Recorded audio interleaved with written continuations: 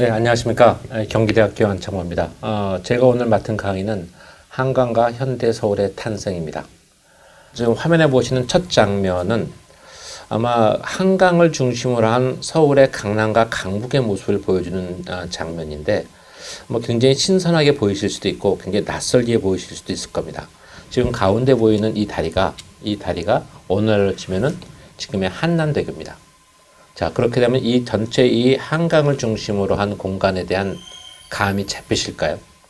여기 지금 녹지로 되어 있는 이 공간이 오늘날 강남, 반포, 신반포에 해당하는 지역이고요. 이 강 건너 위쪽에 빼곡하게 산 능성을 갖다 채우고 있는 이 집들이 이른바 달동네입니다. 이 사진은 1960년대 말 서울의 풍경을 보여주는데요. 아직 강남이 본격적으로 개발되기 전에 이게 서울의 모습이 어떠했는가를 단적으로 보여주는 가장 오래된 칼라 사진 중에 한 장면일 것입니다. 자, 먼저 한강에 대한 이야기를 하기 전에 한강에 대해서 우리가 갖고 있는 기본적인 상식을 한번 점검해 보았으면 합니다. 한강은 기본적으로 우리가 민족의 젖줄이다 라고 생각을 하고 있습니다. 과연 그게 맞는 얘기일까요? 왜 우리는 한강을 민족의 젖줄이라고 이야기할까요? 또 하나, 한강은 민족의 젖줄이라는 표현만큼이나 굉장히 보편적으로 쓰이는 말 중에 하나가 한강의 기적입니다. 최근에 코로나가 심화되는데 아이러니컬하게도 우리나라는 국제적으로 선진국의 반열에 들어섰다는 것을 국제적으로 공인을 받았죠. 그 얘기가 무슨 의미일까요? 이거로 한강의 기적이 드디어 성과를 내서 우리나라가 세계적인 선진국으로 되겠다. 그렇게 바로 이어질까요? 우리가 한강은 민족의 젖줄 또는 한강의 기적이라는 표현을 쓰는데 이 둘 다 맞는 얘기일까요? 반은 맞고 반은 틀리다고 생각합니다. 첫 번째, 한강은 민족의 젖줄이라는 표현은 이건 맞습니다. 조선시대에 조선의 수도인 서울은 한강을 매개로 들어섰습니다. 그래서 이 한강은 수도 서울로 이어지는 모든 물류의 중심에 있었죠. 그래서 한강 하구를 통해서 삼남의 물류는 전부 이쪽으로 몰려들었습니다. 충남, 호남, 영남의 물류들. 그다음에 내륙의 물류는 한강의 상류가 그 태백과 금강산, 그다음에 충북 지역에서부터 발원됐다는 걸 생각한다면 한강의 상류는 내륙 물류의 거점이 되는 거고 하류 쪽에서는 삼남 물류의 거점이 되는 거죠. 명실공히 한반도의 가장 중심부를 흐르는 한강이 한반도의 전체 물류의 중심에 있게 됩니다. 당연히 한강은 민족의 젖줄 맞습니다. 그렇다면 한강의 기적이란 말이 틀렸다는 얘기일까요? 네, 틀린 얘기입니다. 왜?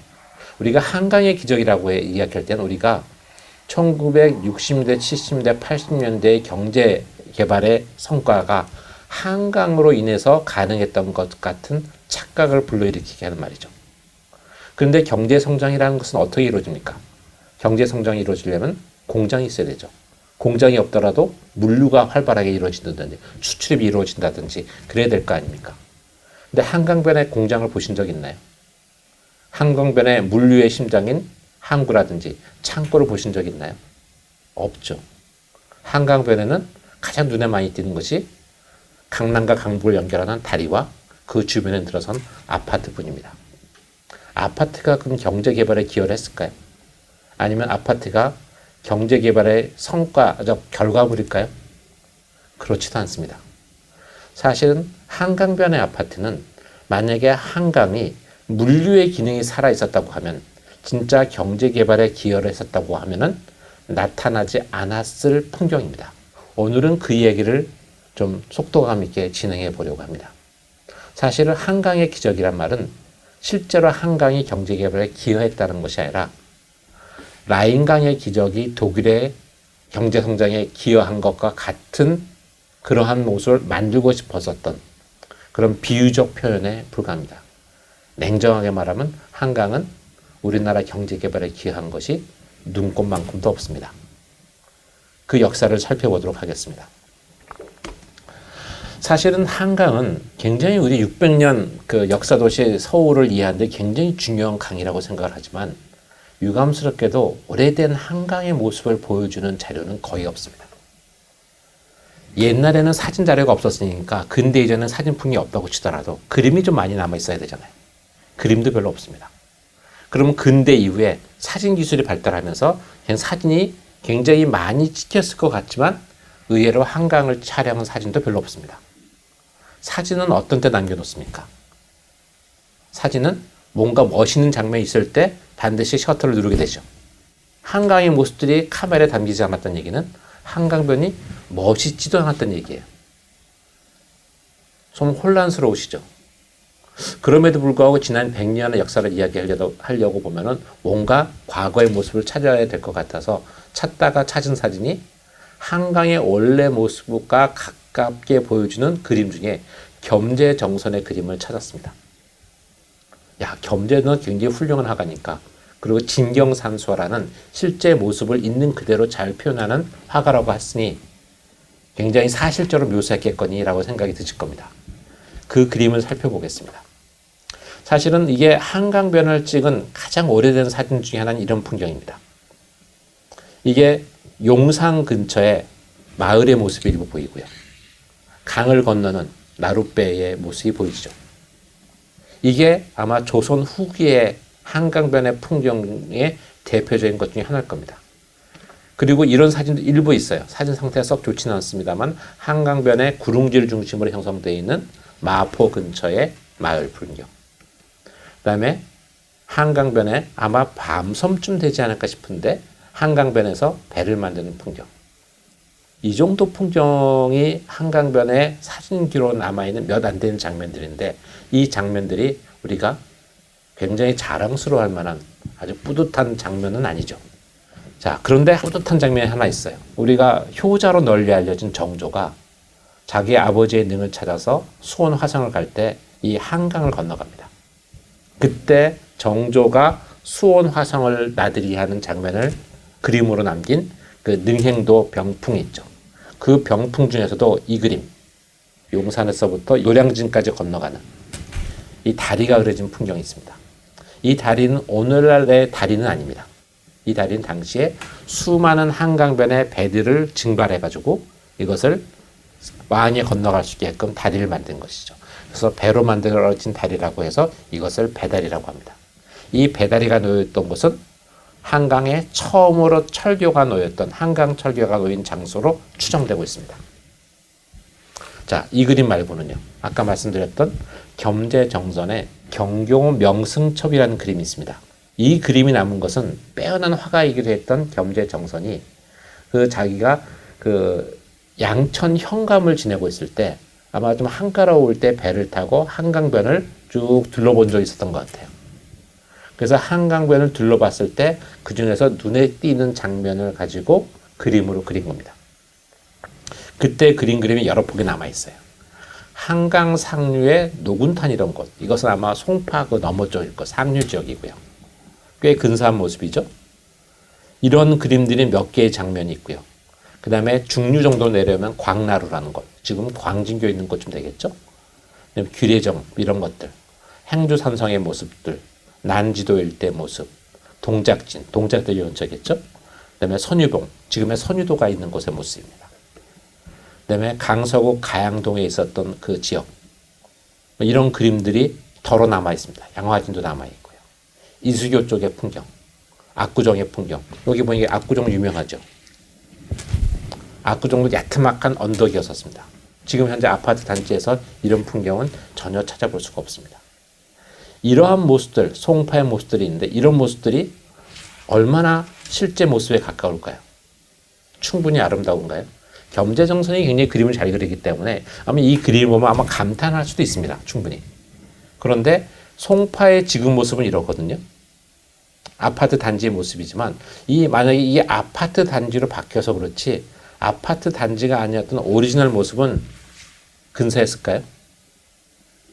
사실 우리한테 그 진경산수화가 멋있는 것은 산에 삐죽삐죽하고 아주 바위가 노출되고 그 사이에 소나무가 자라고 하는 그런 풍경들 멋있다고 하지 아마 평탄한 평지가 발달한 송파, 잠실의 모습이 멋있다고 생각해 본 적은 없을 겁니다.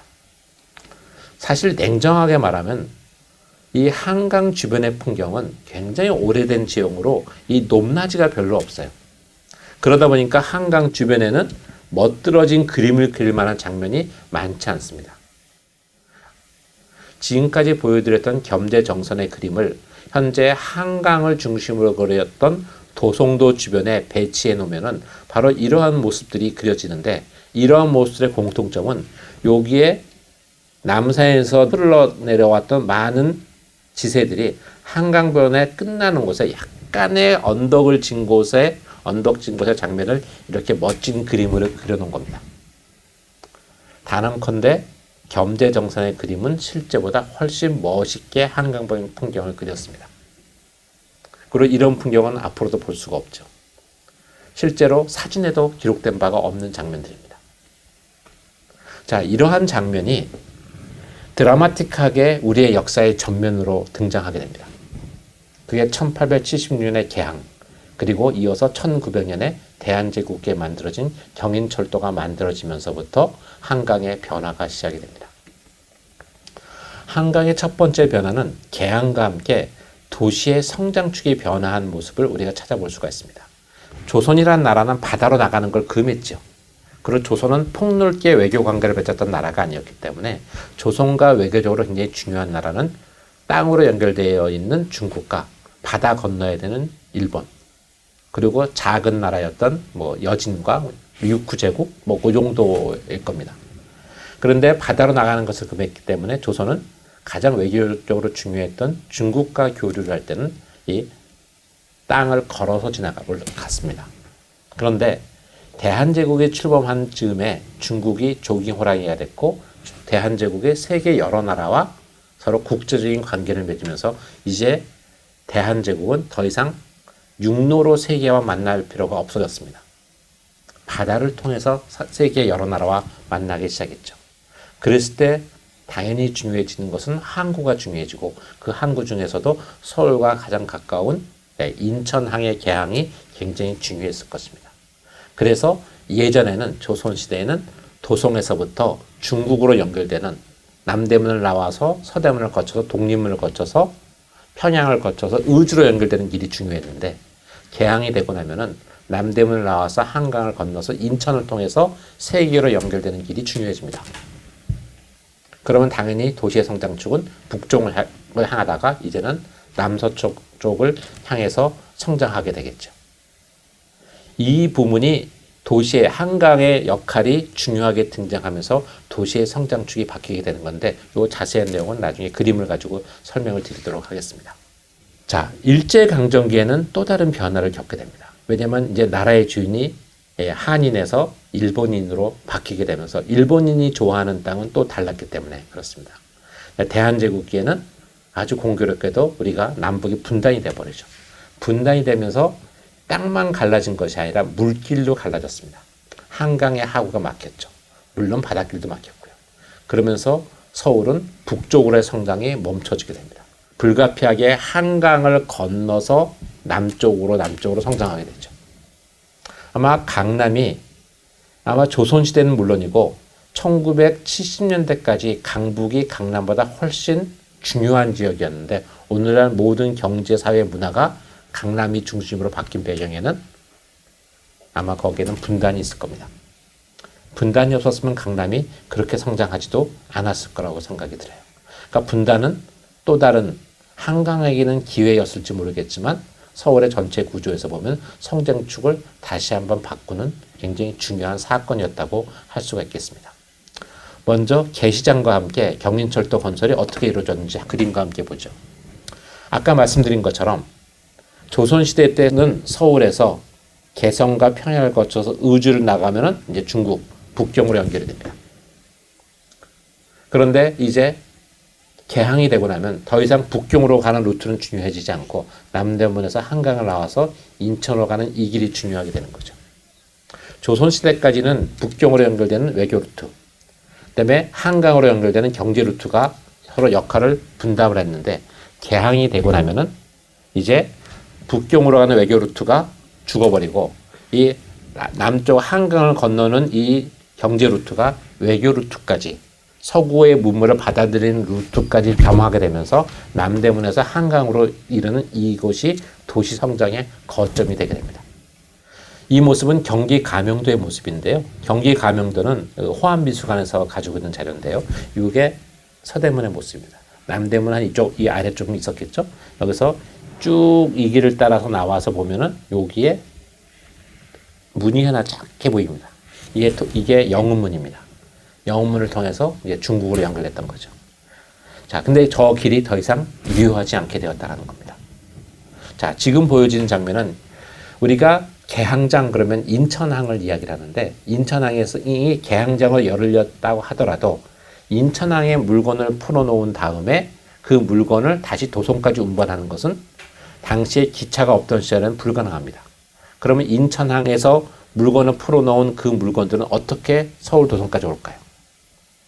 그때 이제 백길이 중요해지죠. 우리는 조선시대 때 가장 중요했던 포구로는 마포와 용산을 이야기합니다. 이 마포와 용산이 조선시대 때는 가장 중요한 역할은 삼남의 물류의 항구이기도 했고, 삼남 지역에서 걷어들인 조운이라고 하죠. 세국들이 모이는 곳이기도 했습니다. 근데 이곳이 경인철도가 놓여지기 전까지는 인천에서부터 용산까지 또는 마포까지 서양식 증기 기선이 다녔습니다. 그랬을 때 이곳이 바로 여기가 용산, 여기가 마포, 여기를 연결한 이 지역이 개시장이었습니다. 그러니까 바닷가에 마련된 열린 시장이 개항장이고요. 한강변에 만들어진 시장이 개시장이었습니다. 그리고 개항장과 개시장 사이에는 배가 다녔죠. 근데 우리는 그런 풍경이 우리 머릿속에 없습니다. 왜 그럴까요? 그것은 분단 때문입니다.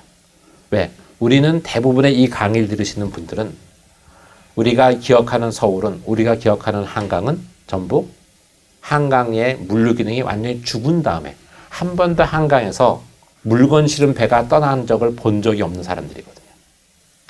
기껏 봐야 한강에 누리배가 있었던 풍경을 본 것이 아마 전부일 겁니다. 저처럼 한강변에서 자란 사람들, 저는 뚝섬에서 자랐는데 저는 한강변에 누리배는 굉장히 많이 봤어요. 그리고 제 어린 시절 60년대, 70년대의 누리배의 풍경은 그다지 바람직하지 않은 풍경들이 펼쳐진 장면이었습니다. 그래서 한강변의 풍경에서 어떤 경제 성장이나 이런 모습을 떠올릴 수가 없는 세대입니다. 그런데 사실 이 기능이 전혀 없었던 건 아니라는 거죠. 근데 이 기능이 개항장, 개항 시기까지만 해도 있었어요. 지금 이 장면은 제가 가장 좋아하는 사진이 이 사진인데요. 여기는 남대문이 있죠. 이건 경인철도의 굉장히 중요한 역 중에 하나는 지금은 서울역, 옛날엔 남대문역이었습니다. 이 길은 사실 역사도시의 관문인 남대문, 그다음에 근대 도시의 관문인 남대문역, 이것을 연결한 이 길입니다. 이것이 개항 이후에 서울의 새로운 성장축이 되었고, 이것은 바로 한강으로 이어지는 길이었다는 얘기입니다. 자, 이것은 또 다른 한강변의 풍경입니다. 아마 한강변의 포구의 풍경 중에 하나가 아마 이런 모습이 아니었을까라는 생각을 해봅니다. 자, 이러한 한강에 1900년에 경인철도가 뚫리게 되고, 그러면서 경인철도는 한강을 건너기 위해서 다리를 필요로 하죠. 지금 보여지는 이 한강의 이 기차, 이것이 최초로 한강에 놓여진 철교 위를 달리는 기차의 모습입니다. 자, 그리고 지금 보이는 이 장면은 사실 최초의 1900년에 경인철도가 뚫렸을 때까지만 하더라도 그 경인철도는 사람이 걸어서 건널 수 있는 기능이 없었습니다. 그래서 한강을 건너려면 반드시 기차를 타고 건너거나 아니면 여전히 나룻배를 타고 건너었어야 됐습니다. 그런데 도시가 성장하면서 이제 한강의 북쪽에 몰려있던 도시의 기능들이 한강 이남, 구체적으로는 영등포로 확장이 되면서 좀 더 사람이 자유롭게 기차에 의존하지 않고 자유롭게 왕래할 필요가 있어서 1917년에는 새로운 다리가 놓여지게 됩니다. 바로 이 다리가 한강의 첫 번째로 사람이 걸어서 건너갈 수 있는 다리입니다. 그래서 사람이 걸어서 건널 수 있다고 해서 이 다리 이름이 인도교였습니다. 한강 인도교죠. 이 다리가 나중에 해방 이후에는 한강에서 첫 번째로 사람이 건너서 걸어갈 수 있는 다리라고 해서 이것이 제1한강교라고 불렀다가 이 다리의 중요성이 커지니까 이 다리가 이름이 나중에는 한강대교로 불렸죠. 오늘날 우리가 생각하는 한강대교가 한강에서 사람들이 첫 번째로 걸어서 건너갈 수 있는 다리였던 겁니다.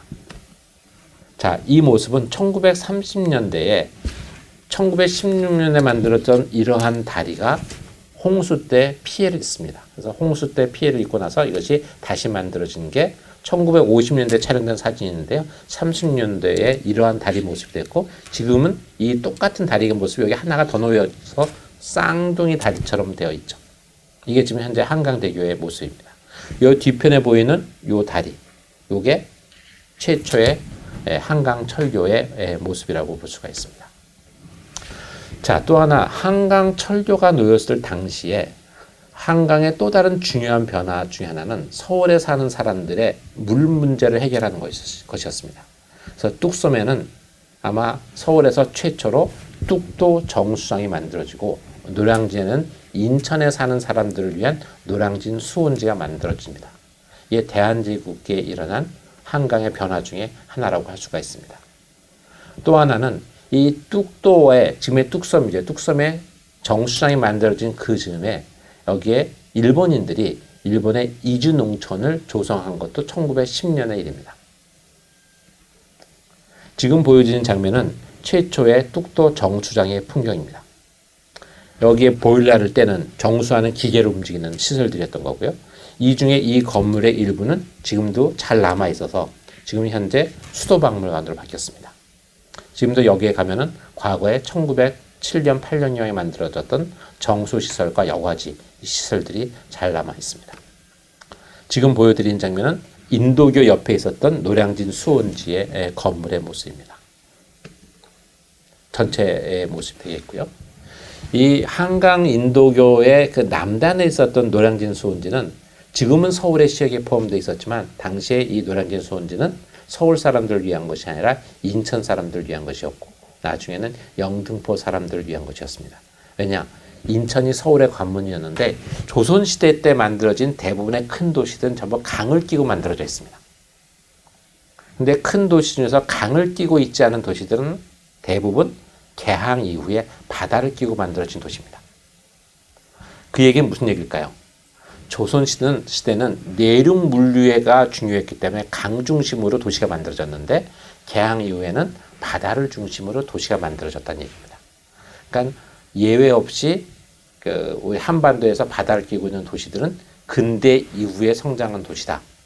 근데 근대 이후에 성장한 도시들도 대부분은 강과 함께 인연을 맺고 있기 때문에 그 강을 이용해서 물 문제를 해결했는데, 인천은 바다는 끼고 있었는데 강을 전혀 끼고 있지 않았어요. 그래서 자체적으로 수돗물을 해결할 수가 없습니다. 그래서 서울의 한강의 길에서 물 문제를 해결했고, 그래서 이 한강변에는 두 개의 수온지가 만들어진 거죠.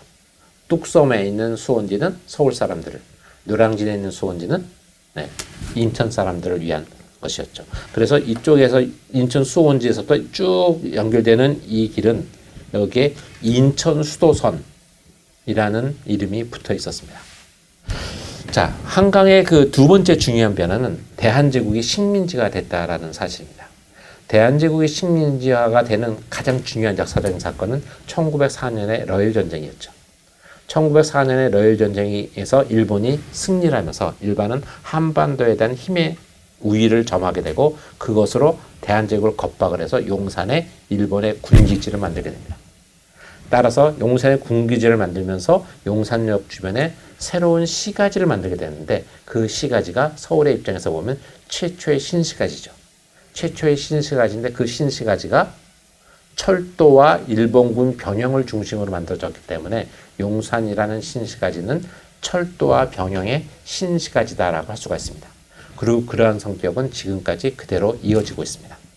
자, 러일 전쟁 이후에 만들어진 신시가지의 모습은 이 부분인데, 여기를 조금 확대해서 보면은 이런 모습입니다. 용산역을 중심으로 좀 좁긴 하지만 격장의 도시가 만들어졌다는 것을 알 수가 있죠.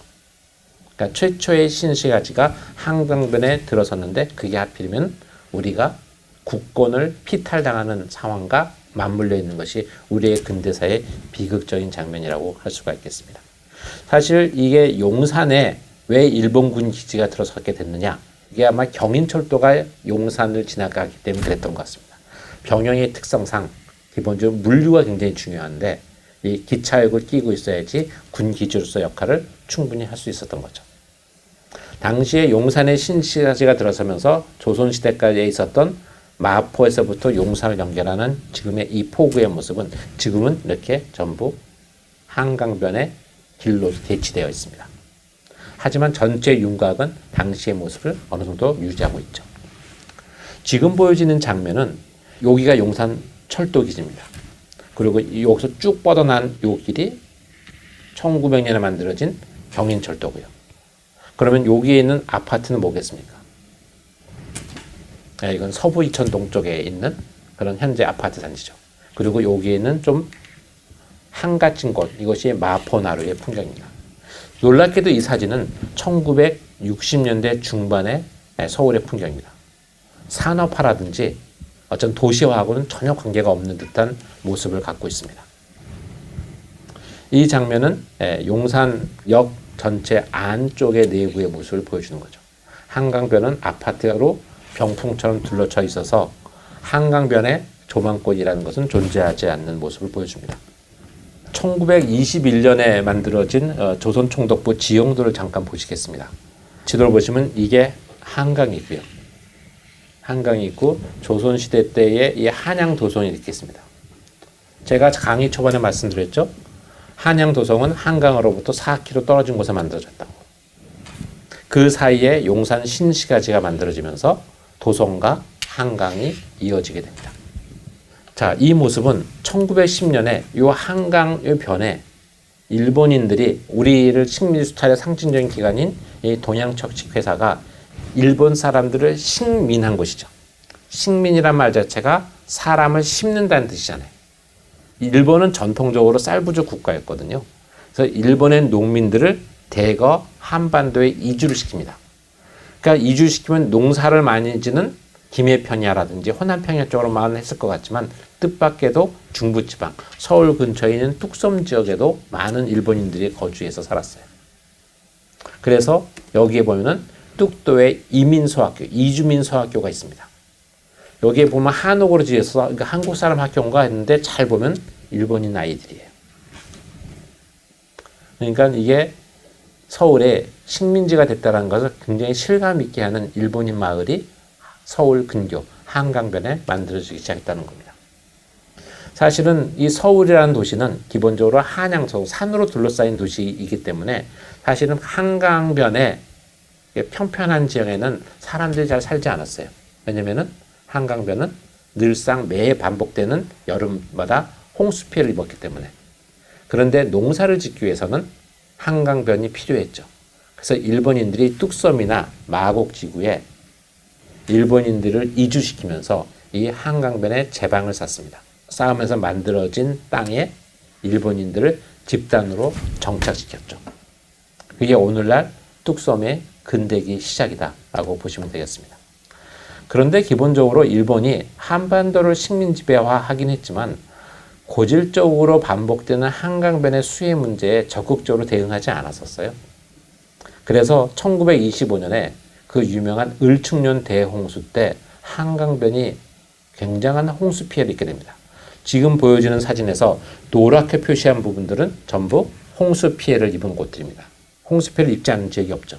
특히 용산 병영이 있었던 곳도 제방을 쌓았음에도 불구하고 홍수 피해가 굉장히 막심했습니다.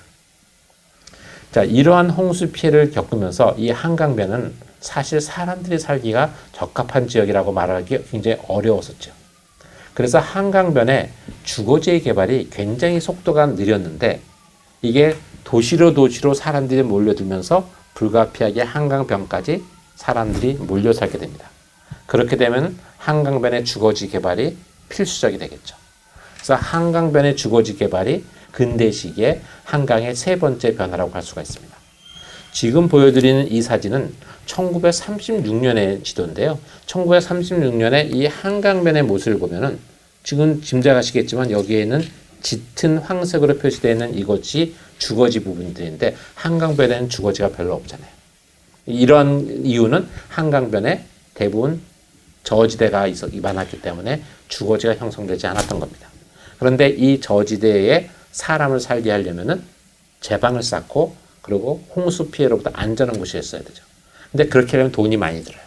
그럼 돈이 많이 안 들이고 주거지를 개발하는 방법은 여전히 구릉지를 이용해서 개발하는 방식입니다. 사실 구릉지는 일찌감치 조선시대부터 자연 발생적으로 사람들이 모여 살았습니다. 여기에 조금하게 형성되어 있는 마을의 흔적들이죠. 한강변의 언덕배기에 위치한 마을들입니다. 그리고 이 마을은 오래된 마을이기 때문에 전통적인 신앙의 상징이라고 할 수 있는 부군당, 민속신앙의 상징의 건물에 성황당을 생각하시면 딱 적절합니다. 그러한 것들이 영등포 방앗고지라든지 서빙고라든지 당산동이라든지 이런 곳에 곳곳에 있었습니다. 이런 것들은 대부분 한강변의 언덕배기 위에 위치하고 있었죠. 이것들이 전부 그런 곳이 위치했던 곳입니다. 따라서 한강변을 거닐다가 이러한 부군당 같은 곳이 있는 거, 아, 이곳은 조선시대부터 있었던 마을이구나. 굉장히 오래된 마을이네. 라고 생각하시면 됩니다. 그런데 안타깝게도 조선시대부터 있었던 성제심리 마을은 부자 마을이 아니었기 때문에 경제개발기를 거치면서 굉장히 유추하게 됐고 달동네가 형성되는 거점처럼 된 지역이 많습니다. 그런데 달동네가 돼버리면 1980년대를 거치면서 어떤 일이 일어납니까? 다 재개발이 되죠. 그래서 한강변에 언덕이 있는데 언덕 위에 아파트가 들어선 것들이 꽤 있습니다. 대표적으로 응봉동, 옥수동, 금호동 같은 것들이죠. 그런 것들은 조선시대의 성전심리 마을이 있었는데 이게 근대기에 또는 경제성장기에 달동네가 형성되니까 주거 환경이 급속도로 나빠지고 그래서 그 부분이 재개발 사업 지구가 돼서 아파트가 들어선 겁니다. 그래서 언덕 위에 아파트가 들어서는 기이한 풍경, 강남 쪽은 평지에 아파트가 들어서는데 강북 쪽은 구릉지 위에 아파트가 들어서는 굉장히 독특한 풍경이 서울에 펼쳐집니다. 그러니까 한강변의 아파트 풍경이 양쪽에서 펼쳐지는데 강남은 매립지 위에 평지에 그게 반포, 잠실, 압구정도. 강북은 응봉동부터 금호동, 옥수동, 보강동과 같은 구릉지 위에 아파트도 같은 아파트가 아닌 거죠. 굉장히 독특한 풍경이 만들어지게 됩니다. 용산에도 부군당이 있었고요. 네, 지금 보여주는 동그란 장면은 동네 한 구석에 있었던 것. 대부분 언덕진 곳에 있었습니다. 부군당들은 대부분 요즘은 미신이라고 생각하기 때문에 사실은 부군당이 있는 아직도 남아있는 동네는 어르신들이 마지막 이 장소를 지키고 있는 것입니다. 아마 10년, 20년 내에 그 어르신들마저 돌아가시면은 이제 이 부군당도 이제 서울에서는 더 이상 볼 수 없는 그런 역사의 시간 속에 묻혀지는 곳이 될 거라고 생각이 됩니다. 영등포에도 오래된 그런 그 민속신앙의 상징들이 있습니다. 지금 보여드리는 지도는 1936년에 서울의 시역이 요 한강 남쪽, 구체적으로 말하면 영등포까지 확장되었을 때 지금 주거지를 개발하고 시가지를 개발했을 때 예상되는 자동차 도로의 모습을 보여주는 것입니다. 지금 보여준 지도는요, 1920년대하고 30년대에 서울의 문화주택이라고 하는 입식 생활을 하는 서구인들의 삶을 모델로 해서 그런 삶이 가능하게 하는 집들이 공급됐던 지역입니다. 그런데 보통 서울 시내에 주로 공급되던 문화주택들이 1930년대가 되면 한강변에 들어서게 됩니다. 이 명수대라는 지역인데요. 오늘날의 흑석동입니다. 흑석동이 대표적으로 대규모로 문화주택지구로 만들어지게 돼요. 지금 이것은 당시의 광고인데요. 주택지의 왕자 명수대라고 되어 있죠. 이게 주택지 분양 광고입니다. 여기는 언덕이 져 있는데요. 이거는 북향이긴 합니다만 여기서 도심을 바라볼 수 있는 경치가 좋기 때문에 굉장히 입지적으로는 좋았어요. 더구나 한강만 건너면 바로 도심으로 갈 수 있는 교통도 굉장히 편리했죠. 한강변에 이제 시가지화가 진행될 시점에 일어나는 또 다른 중요한 변화 중에 하나는 여의도의 변화가 있습니다. 여의도는 사실은 첫 번째 한강의 다리가 노량진을 통해서 건너가게 되면서 이렇게 경인철도가 들어서게 돼요. 그러면서 철도가 지나가지 않으면서 오랫동안 여의도는 개발해서 소외가 됩니다. 근데 도심에 굉장히 가까운 큰 땅이 개발해서 소외가 되니까 이때 여기에 어떤 기능이 들어가냐면 1916년에 여의도에 비행장이 건설이 됩니다. 1910년에 만들어진 여의도의 비행장이 해방 이후에도 비행장으로 사용되고 1960년대 말에 여의도가 개발될 때까지 여의도에 비행장이 들어가는 바로 직접적인 계기가 되죠. 아마 여의도의 일제강점기 때 여의도에서 있었던 행사 중에서 가장 유명한 것은 아마 안창남이라고 하는 사람의 시험 비행, 고국 방문 비행이 있었을 겁니다. 얼마 전까지만 하더라도 안창남이 최초의 비행사다 이렇게 알려졌는데 요즘은 이제 안창남보다 그 앞선 시기의 비행사가 있다는 게 알려져 있었지만 아마 스타로 등극했던 최초의 비행사가 아닐까 싶은 생각이 듭니다. 당시 동아일보에서는 이 안창남 군의 고국 방문 비행이 굉장히 대서특필될 정도로 크게 있었는 이 행사가 이루어진 것이 바로 여의도였던 것입니다. 자, 한강의 네 번째 변화는 일본한테는 비극적이고 우리한테는 사실은 해방과 이어지는 변화가 이 한강 변화에서 일어나게 됩니다. 일본이 전쟁을 본격적으로 대륙과 태평양으로 확장하는 과정에서 한반도의 병창기지화가 이루어지게 되고 병창기지화가 이루어질 때 인천과 영등포를 잇는 경인공업지대가 만들어지게 됩니다. 근데 여기서 굉장히 중요한 변화 중에 하나는 2차 세계대전은 1차 세계대전과는 달리 비행기가 전략병기로 등장하면서 전선이 형성되지 않는 지역의 후방 도시를 무력화하는 것이 전쟁 승리에 굉장히 중요한 전략으로 등장하게 됩니다. 그래서 전선이 형성되지 않더라도 도시를 공습으로부터 보호하는 게 굉장히 중요하게 되는 것이 바로 2차 세계대전이죠. 그럼 이때 전략적으로 가치가 있는 도시를 보호해야 되는데 이때 보호 대상이 되는 지역의 가장 중요한 것 중에 하나가 서울 도심이기도 하지만 당시 공업지대로 빠르게 성장하는 영등포 일대가 아마 그런 지역 중에 하나가 됐던 것 같습니다. 더군다나 병참기지화 속의 공업화가 진행되면서 군수산업체가 몰려있는 영등포의 성장은 굉장히 중요하게 되죠. 지금도 영등포에 가면 물레동, 지금 그 창작 공방이 몰려 있었다고 해서 많이들 알고 계시는데 지금도 물레동에 가면은 바로 한강변이죠. 물레동에 가면 당시에 주택영단이라고 하는 오늘날 LH공사의 전신에 해당하는 주택영단에서 지은 영단 주택이 500여 채가 지금도 남아 있습니다. 바로 이것이 한강변에서 일어났었던 병참기지화의 현상이 아직 물리적인 주거지 형태로 남아있는 모습이다라고 할 수가 있겠습니다. 이 지도는 1939년도에 매일신보에 실렸던 지도인데요. 지금 보여주는 이 장면이 여기가 한강이고요. 그다음에 이 부분이 영등포인데 여기가 인천이고요. 사실은 1937년에 중일전쟁이 일어나기 전까지만 하더라도 영등포와 인천 사이에는 공업지대라고는 없었어요.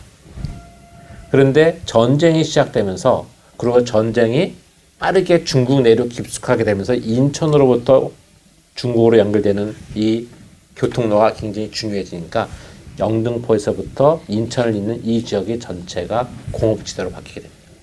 굉장히 빠르게 바뀌어요. 그 중에 특히 이 H자로 되어 있는 이 지역 같은 경우는 일본 육군이 직접 운영하는 조병창이 있었던 곳입니다. 이곳이 지금 최근에 미군이 사용하다가 우리한테 돌려주는 부평의 캠프 마켓이기도 합니다.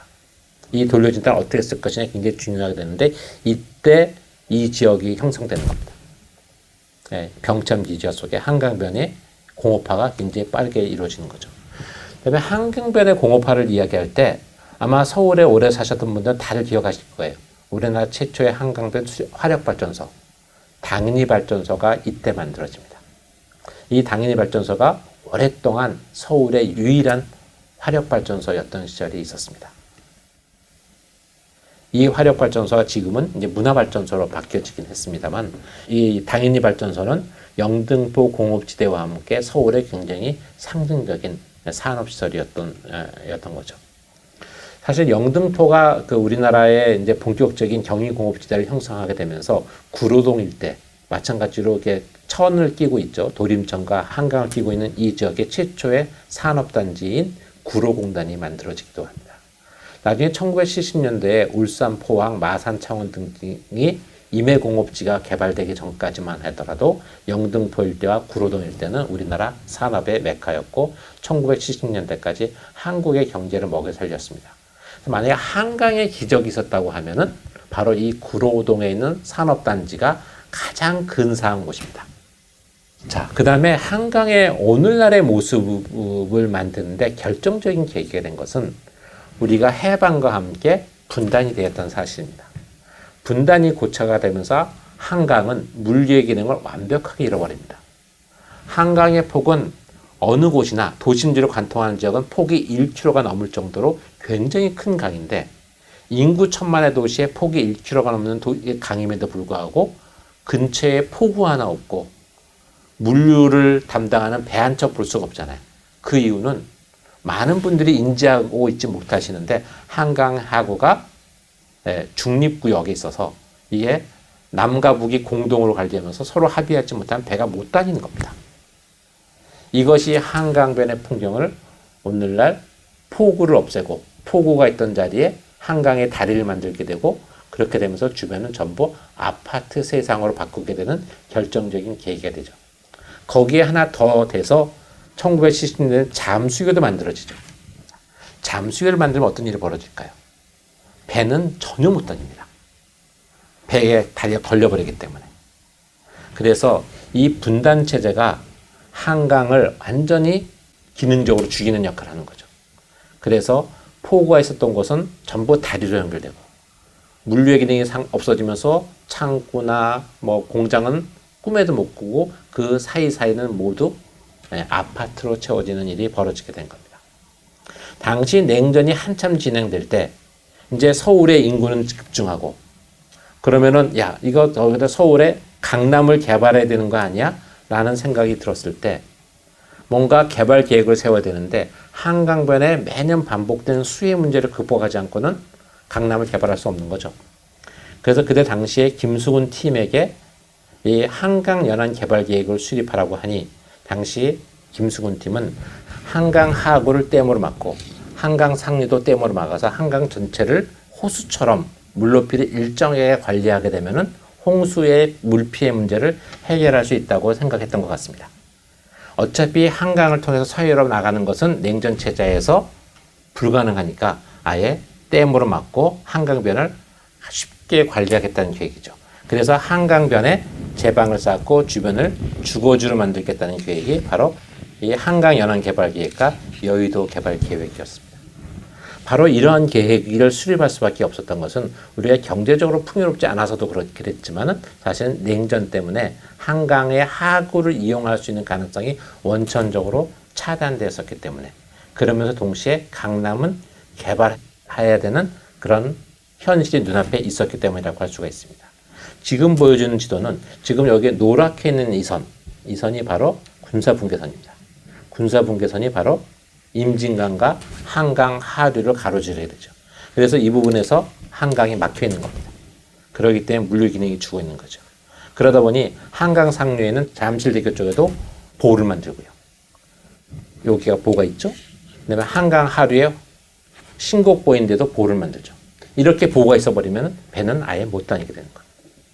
이미 60년대 우리나라 사람들의 사고에는 이 도시계획이나 건축가의 사고 속에서는 한강은 더 이상 물류의 기능이 회복될 거라는 믿음을 가질 수 없던 시절이었습니다. 그만큼 남북 대결이 굉장히 첨예하던 시기에 한강의 모습을 단적으로 보여준다고 할 수가 있죠.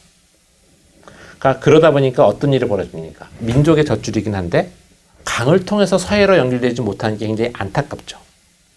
그래서 그 문제를 해결하겠다는 아이디어를 건축가 김수근 씨가 냅니다. 그게 뭐냐? 바로 여기에 있는 한강에서 서해로 연결되는 운하 계획을 떼세웁니다. 오늘날 경인운하의 모델이라고 할 수 있는 거죠.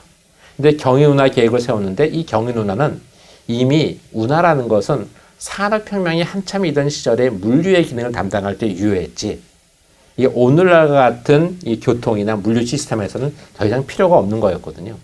그래서 이것이 이미 60년대 말에 세웠던 이 계획에 경인운하가 포함되어 있었지만 70년대, 80년대를 거치면서 운하를 할까 말까 하다가 계속 이 논의에다가 결국은 포기를 합니다. 그러다가 얼마 전에 경희 누나가 그래도 서울의 한강을 살리는데 도움이 되지 않을까라고 해서 경희 누나를 전격적으로 만드는 계획을 수립했죠.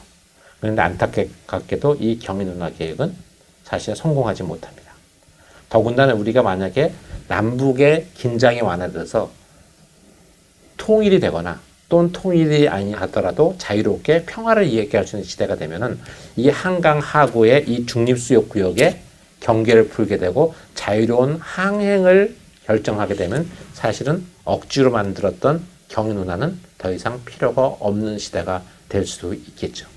그때는 경희 누나는 전혀 다른 용도를 다시 찾아야 될 거라고 생각이 듭니다. 사실은 이제 한강 연안 개발할 때 가장 그 선도 프로젝트는 여의도 개발 프로젝트였었습니다. 지금 보여지는 장면은 뭘까요? 이것이 절두산 성당이죠. 우리가 잘 아는 겁니다. 자, 그 다음에 여기에 있는 허허벌판, 모래사장의 여의도입니다. 여의도 백사장. 여기에 약간 녹색으로 표시되어 있는 이 부분, 이것이 밤섬입니다. 지금은 사라졌다가 다시 여의도 퇴적으로 인해서 그 밤섬이 다시 살아나고 있죠. 이 여의도를 도시로 개발하기 위한 프로젝트가 우리가 불도저 시장이라고 하는 김은옥 시장 시절에 계획이 수립되게 됩니다. 사실 여의도라는 지역은 이미 서울이 전체를 이 여의도를 포함한 지역이 도시가 되었음에도 불구하고 오랫동안 도시화에서 소외됐던 지역이에요.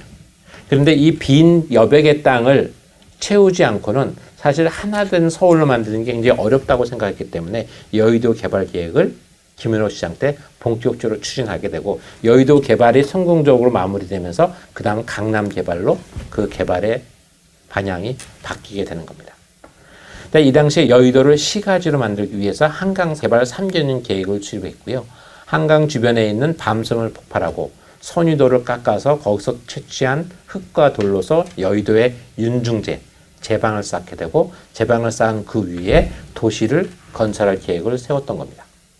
그러면서 지금 보시는 이런 여의도 주변에 윤중제, 제방이 만들어지게 되는 거죠. 여의도 윤중제가 만들어지면서 이제 여의도는 홍수 피해로부터 안전한 땅을 갖게 됐고 그 땅에 도시를 어떻게 만드느냐가 굉장히 중요했습니다. 이 계획 역시 당시에 제3공화국 정부하고 굉장히 친했던 김수근 씨가 이 일을 맡습니다. 근데 당시에 김수근 씨는 이상적인 도시 계획을 만들어요. 이 당시에 이상적인 도시 계획이라는 게 뭐냐면은 사실 세운상가 계획도 김수근 씨 팀의 작업이었는데 세운상가의 계획은 선형이었잖아요. 그 선형 계획을 면으로 확산하는 계획을 만듭니다. 그러면서 중요한 것은 보행은 2층, 자동차는 1층. 그래서 보차가 분리돼서 안전하고 쾌적한 도시를, 입체적인 도시를 만들겠다는 계획이었습니다. 말만 들어도 굉장히 근사한 그림이죠. 근데 이러한 그림은 굉장히 많은 돈을 필요로 합니다. 그러니까 많은 돈을 투자할 수 없었던 정부 입장에서는 그 여의도에 그런 입체적인 도시 계획을 만들 수가 없었어요. 그래서 결국은 어떻게 만드냐면 그 계획은 포기하고 전체 그 평면적인 도시로 하되 이것을 땅 따먹기 식으로 나눠서 여의도를 개발하게 됩니다. 지금 보여주는 이렇게 국회의사당과 함께 이런 아주 평면적인 땅을 나누기와 아파트를 짓는 오늘날의 모습으로 만들어진 거죠. 그러니까 김수근 씨가 여의도 개발 계획을 세웠을 때 생각했던 입체적인 현대도시의 꿈은 오늘날 말로 치면 일장춘몽이 되어버렸다고 할 수가 있었습니다. 아마 당시의 경제적인 여건이 그것을 허용하기는 굉장히 어려웠을 것 같아요. 그 다음에 이제 여의도가 성공적으로 개발 사업이 진행이 되면서 한강변의 수해 피해를 막기 위한 본격적인 제방 쌓기 사업이 만들어지는데 제방을 쌓은 다음에 제방을 홍수 피해를 막는 제방으로서만 역할을 하기에는 좀 아깝다는 생각을 하게 됩니다. 그래서 제방 위에다가 도로를 설치하자라고 해서 이 한강변에 이렇게 양쪽에 이렇게 제방을 쌓고 제방 위에 도로를 건설하는데 그게 강변도로입니다. 그 강변도로가 오늘날 88도로와 강북강변도로의 그 시작점이라고 할 수가 있죠. 그러면서 이 처음에 강북강변도로를 만들 때는 처음에는 고속화도로와 함께 유료도로로 만들었어요. 근데 사실 60년대 말 70년대 초에 우리나라에 자동차를 가진 사람이 거의 없었기 때문에 유료도로를 해가지고 도로 건설비를 빼겠다고 하는 것이 김은옥 시장의 아이디어였는데 돈을 벌 수가 없었던 거예요. 그래서 결국은 유료도로를 폐지합니다. 그리고 오늘날 같은 그런 강변도로가 만들어지는 거죠. 이 장면도 굉장히 흥미로운 장면인데요. 이게 잠두봉이라고 하는 한강변의 언덕배기 위에 절두선 성당이 들어가 있는데 여기 보면 여기에 제방이 보입니까? 이렇게 되어 있는 요 제방을 높고 넓게 쌓아서 요 위에다 다리를 건설한 겁니다. 그리고 여기 보면 요 다리가 하나 놓이죠? 이게 제2한강교입니다. 제2한강교, 지금의 양화대교죠? 여기에 뭐 기념비적인 뭐가 보이죠? 이게 뭘까요? 아마 한국 사람이면 다 아는, 우리가 10월 24일이 무슨 날인지 다 아시죠? 유엔데이죠. 아마 전 세계에서 유엔 창립 기념일을 국경일로 삼는 나라는 우리나라밖에 없을 겁니다. 굉장히 보면 우스운 일인 것 같지만 사실은 6.25 전쟁을 겪으면서 유엔군의 도움으로 공산화를 막을 수 있었다라는 그런 생각을 하면은 당시의 사람들은 유엔을 굉장히 중요하게 생각했죠. 굉장히 고마워했죠. 그래서 제2항공기가 만들어졌을 때 제2항공기 끝에 유엔군 참전 기념탑을 만들었습니다. 당시에 우리나라에서 가장 잘 나갔던 서울대 미대의 김세준 교수가 조각을 했고요. 건축가 이천성 선생이 이 구조물을 설계해서 만들었습니다. 근데 좀 아쉽게도 양화대교가 확장될 때 이것이 철거가 됐어요. 왜냐? 요 밑으로 자동차가 다녔는데 이걸 확장하니까 이것이 더 이상 기능할 수가 없었던 것 같아요. 조금만 머리를 썼으면은 요거 하나 옆에 놓고 만들었으면 여러 가지 시대를 상징하는 그런 기념물이 될 수 있었을 것 같은데 좀 아쉽다는 생각이 듭니다. 지금 여기에 보이는 장면 중에서 요게 뭔가가 위가 덜렁 잘려나간 듯한 땅이 보이죠. 이게 겸재정선의 선유봉이라고 하는 그림에 이렇게 언덕이 있었는데 겸재정선의 그림에 그려질 때까지만 하더라도 이건 섬이 아니었습니다. 여기에 이 땅이 붙어있는 땅이었었어요. 근데 한강 종합개발 계획을 하면서 수로를 확보하기 위해서 이걸 섬으로 만들었을 뿐만 아니라 위에 봉우리를 잘라서 일제강점기에 비행장 만들면서 60년대에 여의도 만들고 이렇게 잘라버립니다. 그러다가 여기에 완전히 평지가 돼버렸죠. 평지가 돼버린 이 땅에 나중에 정수장이 들어가게 되고 이 정수장의 기능을 한 20년 동안 정도 하다가 정수장의 기능이 없어지면서 이곳이 지금 오늘날의 선유도 생태공원이 만들어졌습니다. 아마 서울시에서 과거의 역사의 흔적, 산업화의 흔적을 가지면서 공원이 된 유일한 곳일 거예요. 굉장히 모범적인 사례이기도 하고요. 한번 좀 가볼 만한 곳이라고 할 수가 있습니다. 이 모습은 이제 한강이 종합개발 계획이 되기 전에 한강변에 상당히 많은 넓은 면적이 모래사장으로 가득 차 있을 때 한강변 백사장에 모인 사람들입니다. 아마 신화처럼 되어 있는 1972년의 대통령 선거인가요? 그때 박정희 대통령과 김대중 대통령 후보가 유세를 벌이면 100만 인파가 몰린다고 했을 때 100만 인파가 몰리는 대표적인 장소가 서울에 두 군데가 있는데 하나가 한강변 백사장, 바로 이곳이죠. 또 한 곳은 장충동, 장충공원이었습니다. 사실 한강변 백사장은 그래서 많은 서울 시민들한테는 굉장히 오래된 추억의 장소, 역사적 장소이기도 한 거죠.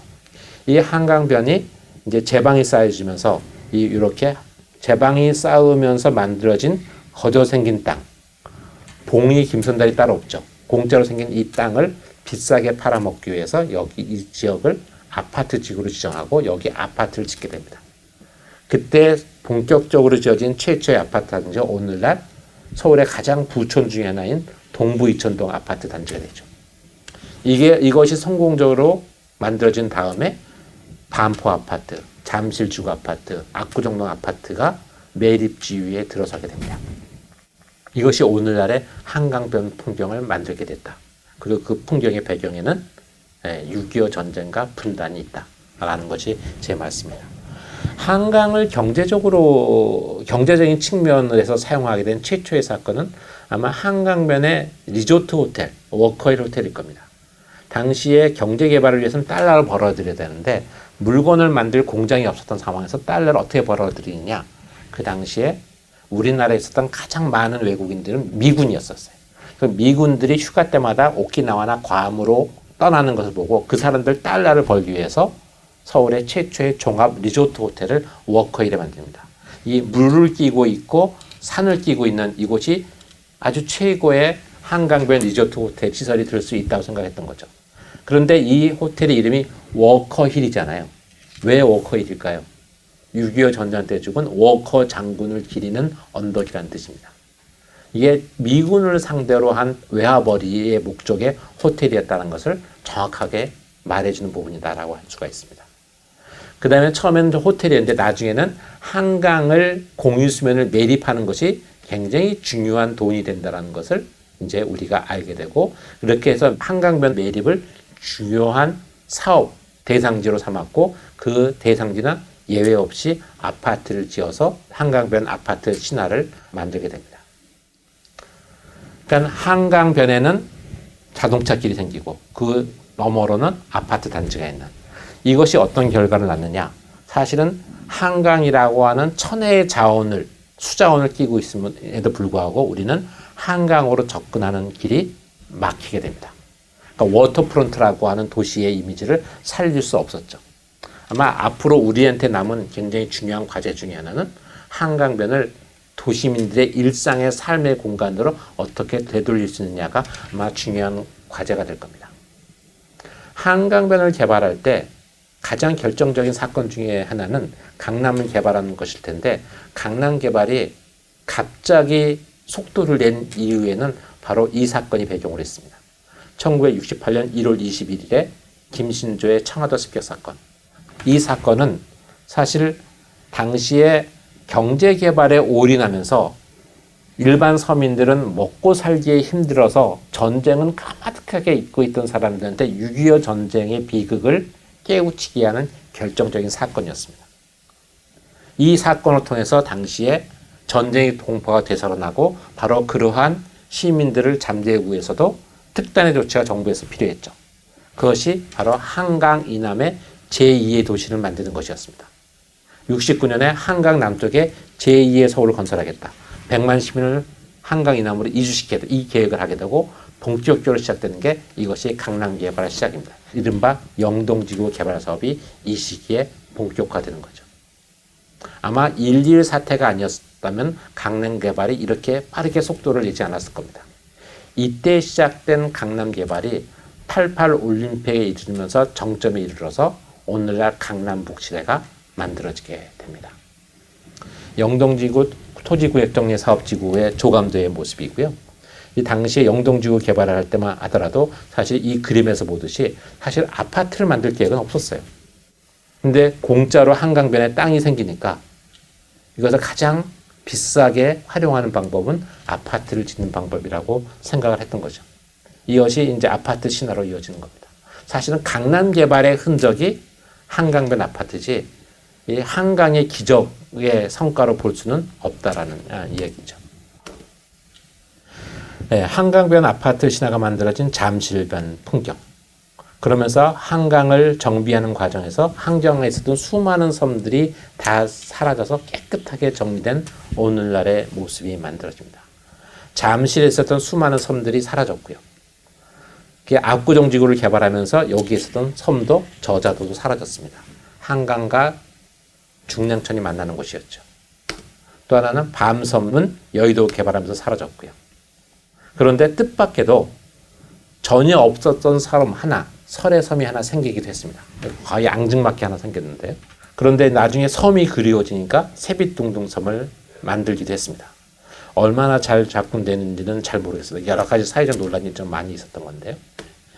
자, 이런 것들을 보면서 당시에 옛날의 선유도가 어떠한 과정을 거쳐서 생태공원으로 살아남게 되는지, 예전에는 없던 새로운 섬 중에 선유도가 이런 식의 개발 계획의 대상이 되기도 했었죠. 지금은 선유도 생태공원으로 새롭게 태어났습니다. 한강변의 풍경들, 여의도의 중지도의 풍경들, 이건 63빌딩에서 멀어본 한강의 풍경들인데, 한강은 굉장히 큰 강이고 양쪽에 큰 도시가 있음에도 불구하고 냉전으로 해서 하구가 물류기능이 죽다 보니까 아무것도 없어요. 너무나 한가로우죠. 여기에 떠다니는 배도 거의 없고요.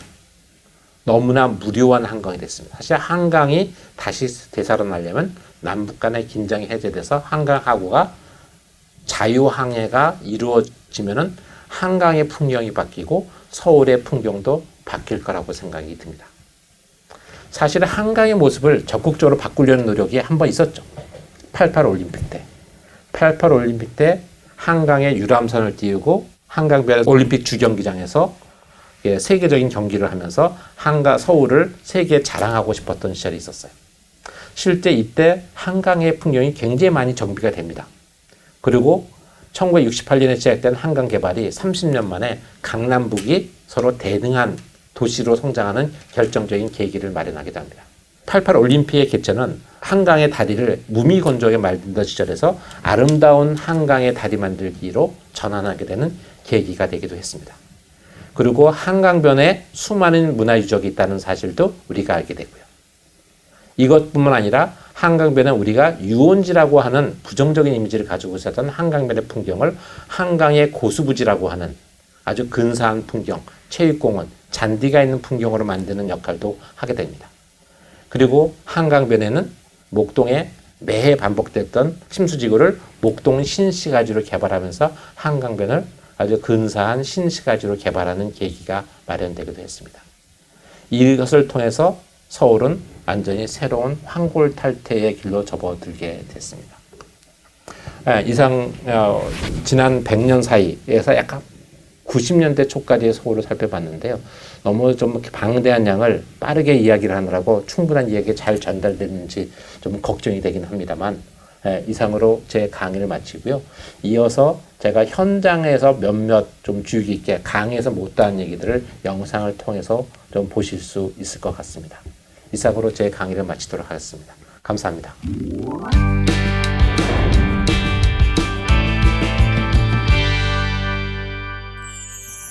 네, 역사도시 서울을 이야기할 때 서울은 청계천을 품에 안고 4개의 산으로 둘러싸인 도시다, 성곽도시다, 이렇게 설명을 합니다. 근데 사실 여기서 더 중요한 것 중에 하나는 이 성곽도시가 한강으로부터 4km, 십리가 떨어진 곳에 만들어진 도시라는 사실이 굉장히 중요합니다. 왜 성곽을 한강으로부터 4km씩 멀리 떨어뜨려서 지었을까요? 그것은 한강변이 매해 반복되는 수해를 입는 지역이었기 때문에 물난리를 피해서 도시를 지은 겁니다. 자, 그런데 우리가 이제 근대를 맞이하면서 사실은 한강변의 풍경이 굉장히 빠르게 바뀝니다. 그 첫 번째 바뀌는 것 중에 하나가 바로 이 뒤에 보이는 한강철교라고 할 수가 있습니다. 1900년에 서울과 인천을 잇는 경인철도가 만들어지고, 이 경인철도가 종착역인 서대문에 오기 위해서는 한강을 건너야 했죠. 그때 한강철교가 놓이게 되면서 한강에 최초로 인공 구조물이 들어서게 됩니다. 그 한강철교가 놓여지기 전까지는, 이 한강철교가 놓여지는 이곳은 한강을 가장 짧게 건너는 곳이었기 때문에 조선시대 때 효송이 지극했다고 알려진 정조가 수원 화성을 갈 때 바로 이 노량진과 용산을 잇는 이곳에 배다리를 설치해서 건너곤 했었죠. 그런데 이제 근대가 되면 이곳을 배다리가 아닌 기차를 타고 건너게 됩니다. 그것이 1900년이고, 그때 1900년에 처음으로 철도가 놓이면서 이 한강의 역사적인 경관이 바뀌게 됩니다.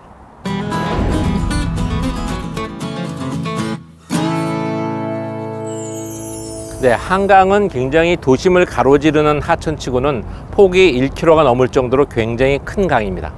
그런데 지금 보면 한강철교 같은 경우도 그렇고 한강대교도 마찬가지입니다만, 이게 기차가 건너가고 있는데 이 다리가 쭉 하나의 모습으로 이어지는 것이 아니라 중간 정도에서 한쪽은 트러스가 있고 한쪽은 트러스가 없죠.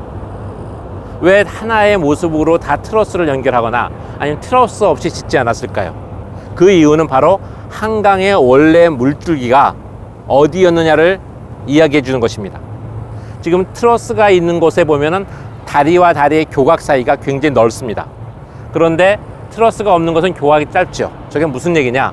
원래 한강의 물줄기는 트러스가 놓여져 있는 교각 사이가 넓은 저곳이 원래의 한강에 물이 흐르던 물길입니다.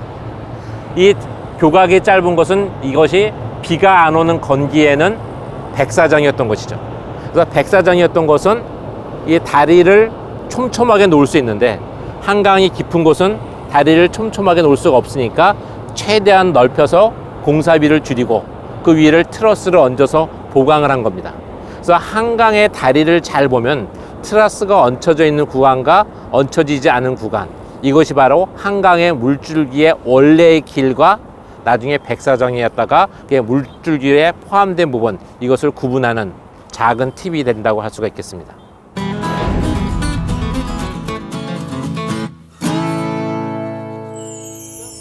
네, 근대기의 기차가 물류의 주요 운송수단이 되기 전까지는 배가 물류의 주요한 운송수단이었죠.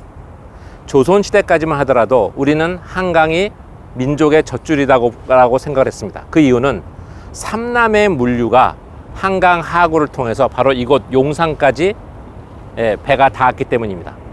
바로 그 용산부터 마포까지 이르는 이 구간, 지금은 아파트가 쭉 병풍처럼 둘러쳐져 있지만 바로 저것이 조선시대 때 가장 번화했었던 포구인 용산포구와 마포포구가 있었던 것입니다. 저것이 처음에 우리가 개항을 했을 때 1883년에 인천항이 열렸을 때 인천항에서부터 이 용산까지 서양식 기선이 다니던 항로가 위치했던 것입니다. 자연스럽게 그 용산의 끝에 위치했던 만포천 주변에는 공장이 지어지기 시작했고 서울의 입장에서 보면 최초의 공업지대였었습니다. 근데 그러한 곳이 일제강점기 때 용산의 공업지대가 영등포로 이전하게 되면서 공업지대의 지형이 바뀌게 됩니다.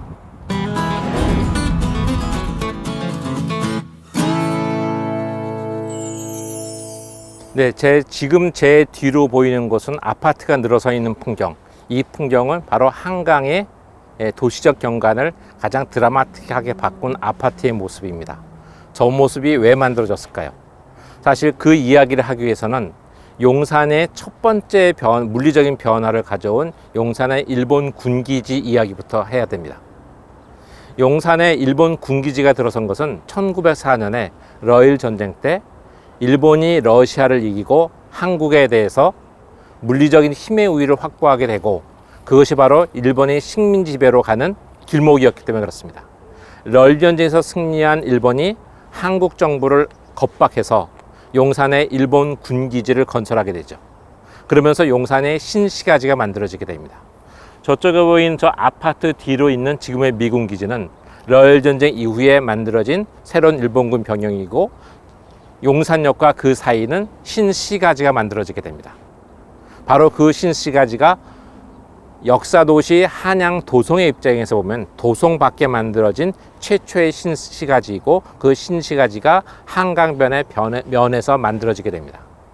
그 이전까지는 용산의 신시가지가 만들어지기 전까지는 저쪽에 보이시는 그랑아치처럼 보이는 저 부분, 용산 전자상가가 있는 저 부분이 오리지널 용산이었었어요. 그래서 일본 애들이 만든 신시가지는 신용산이라 불려졌었는데 신시가지가 규모가 커지고 해방이 되고 나서 더욱 번화하게 되면서 신용산이 용산의 지위를 갖게 되고 우리의 오리지널 용산은 이제 원용산은 우리의 기억 속에서 사라지게 됩니다. 다행히 1980년대에 용산의 전자상가가 만들어지면서 원용산이 우리의 발길이 닿는 곳이 됐지만 이미 그것이 오리지널 용산이었다는 사실은 우리 기억 속에 사라져 버렸습니다.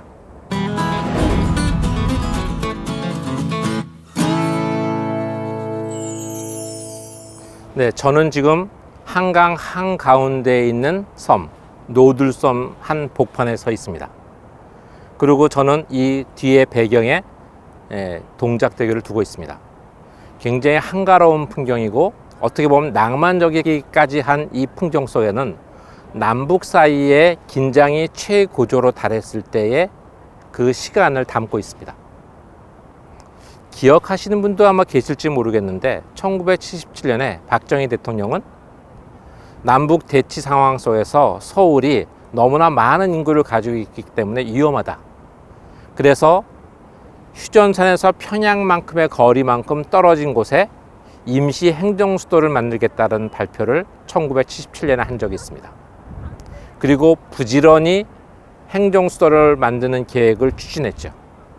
그런데 그 당시에는 그 임시인구 50만 명의 도시를 만드는 일이 강력하게 추진되었음에도 불구하고 그것을 만드는데 굉장히 많은 돈과 시간이 걸릴 것 같고 남북의 대치 상황은 굉장히 험악하다고 생각을 했기 때문에 이것이 좀 더 안전한 도시를 주변에 뭔가 만들어야겠다라고 생각하고 행정수도가 만들어지기 전에 서둘러서 만든 것이 과천이었습니다. 그래서 과천에 정부 종합청사가 있죠. 근데 정부 종합청사가 이게 과천에 만들어지다 보니까 과천에서 서울 도심으로 연결하는 도로망이 구비되어 있지 않았었어요. 그래서 과천으로부터 도심까지 30분 내에 도달할 수 있는 이 도로망을 개설하면서 만들어진 것이 제 뒤에 있는 동작대교의 모습입니다. 저 동작대교의 북쪽 끝이 무엇이 있는지 아시나요? 바로 거기에는 미군 부대가 있죠. 당시에 박정희 대통령은 저 미군 부대 아래를 통해서 남산을 관통해서 시내로 들어오는 길을 생각했던 것 같습니다. 그러나 당시에 무소불위의 힘을 자랑하던 미군 부대는 한국 정부의 그런 요구에 응할 생각이 없었습니다. 박정희 대통령의 뒤를 이어서 들어선 정부에서도 동작대교 건설을 강하게 추진했지만 결국 동작대교의 북쪽 끝은 도심으로 연결되지 못하고 양쪽으로 갈라져 버렸죠. 덩달아서 지하철 4호선도 직진으로 도심에 들어오지 못하고 꺾여서 1호선과 한동안 같은 구간을 달리는 굉장히 왜곡된 도로망, 철도망을 갖게 됩니다. 그래서 아이러니컬하게도 지금의 동작대교는 서울에서 가장 한가한 다리가 됐습니다. 한가한 다리 덕분에 다리 위에서 주차도 할 수 있게 되고 그 주차장 옆에 마련된 노들 카페에서는 저녁에 해가 지는 모습을 감상할 수도 있는, 어떻게 보면 분단의 풍경이 서울에서 가장 한가로운 그런 모습의 카페, 그 다음에 주변의 경관을 즐길 수 있는 장소를 만들었다고 할 수 있겠습니다.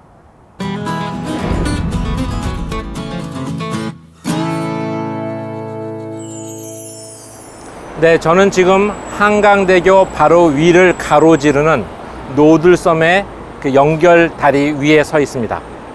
제가 지금 서 있는 이곳은 용산과 노량진을 연결하는 한강대교 위에 서 있는데요. 이 한강대교는 처음에 이 다리가 1917년에 만들어졌을 때 다리 이름은 인도교였습니다. 사실 한강의 첫 번째 다리는 1900년에 경인철도가 한강을 건너기 위해서 만들어진 한강철교였는데, 이 한강철교는 당시에 사람이 건널 수 없는 다리였습니다. 그래서 사실 최초로 사람이 걸어서 강을 건널 수 있게 된 것은 바로 이 한강대교였죠. 그런데 그 당시에는 사람이 강을 걸어서 건너갈 수 있다는 사실이 굉장히 중요했기 때문에 이것이 그때 지어진 이름이 인도교였었습니다. 걸어서 건넌다 간다는 뜻이죠. 그래서 일제강점기 내내 한강 인도교라고 불려졌었고요. 그 다음에 해방 이후에는 강남 개발이 본격화되면서 한강에 많은 다리들이 놓여지게 되는데, 사람이 건널 수 있는 최초의 다리라는 의미 때문에 이것을 제1한강교라고 불렀습니다. 한참 강남을 개발할 때는 제1한강교, 제2한강교, 제3한강교처럼 다리에 숫자를 붙였었죠.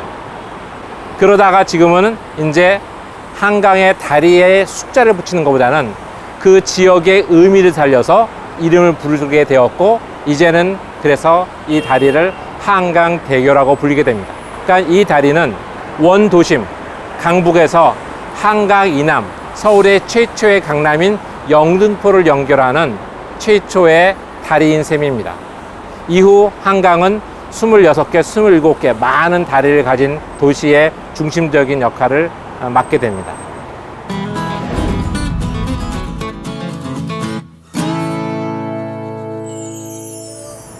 네, 지금까지 1시간 동안 지난 한 세기 동안 한강이 어떠한 역사를 품어왔는지, 어떠한 서울을 만드는 데 역할을 해왔는지에 대해서 살펴봤습니다.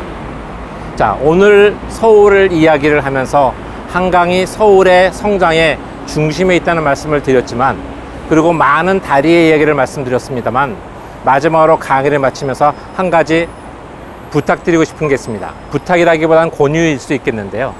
사실은 많은 분들이 한강다리를 아주 부지런히 자동차나 버스나 지하철을 가지고 건너 다니시지만 아마 직접 다리를 걸어서 건넌 적은 거의 없을 겁니다. 본인이 평소에 자동차나 지하철로 이용하시는 한강다리를 한 번쯤 멈춰서서 직접 걸어서 건너가 보세요. 한강다리를 건너가는데 불과 10분에서 20분이면 족하지만 한강을 걸어서 건너시면서 갖게 될 그 감동은 굉장히 오래 가실 겁니다. 아마 서울을, 한강을 보다 더 잘 즐길 수 있는 가장 값싸고 하지만 가장 인상적인 경험이 될 것이라고 생각합니다. 이상 제 강의를 마치겠습니다. 감사합니다.